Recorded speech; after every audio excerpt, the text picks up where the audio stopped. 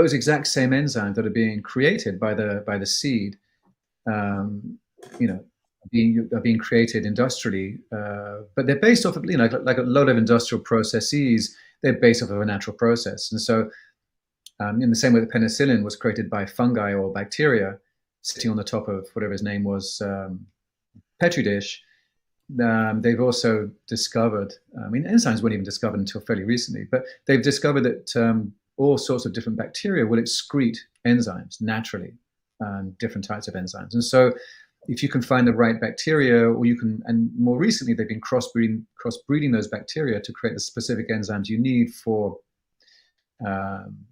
there's cancer treatments, there's beauty treatments, there's industrial processes for creating, you know, alcohol from corn. You know, there's so many applications for enzymes, and as we know, enzymes are catalysts. They speed up these processes massively. And so by choosing and finding the right bacteria, industrial enzyme producers can now produce these enzymes in these huge fermentation vats extremely efficiently, extremely cheaply, because we don't need much. Like in brewing, we need a tiny little, you know, amount of enzyme liquid in our mash tun. Okay. And the reason why this is more efficient and better than the malting process is because of the efficiencies in creating those enzymes. So it is a little bit like the electric car. And to your point, it's a natural process that's always existed. You know, we can just produce it more efficiently now. Yeah, because I was amazed, like, when I looked at the UK Malting Society's figures. I mean, what I saw here is like for every 8,837 litres of beer, which, I mean, we know the brewing process requires a minimum of that in water to be the beer, and then you need the cleaning and all of that. But there's an extra 5,000 litres of water that's just in malting. I mean, that blew me away on that figure. And then there's the CO2.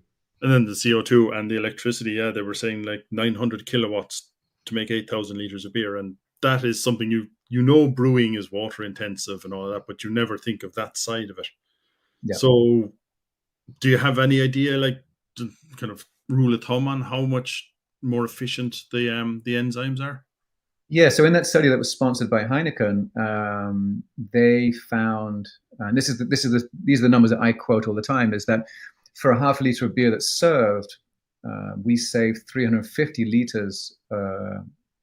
For a half litre, so 500 millilitres of beer that's served, we save 350 millilitres of water, so it's almost 2/3, and we save 16 grams of CO2. So that's per 1 can of beer, 16-ounce can of beer, or 1 pint. Right. You know, and the last batch I did was 10,000 cans.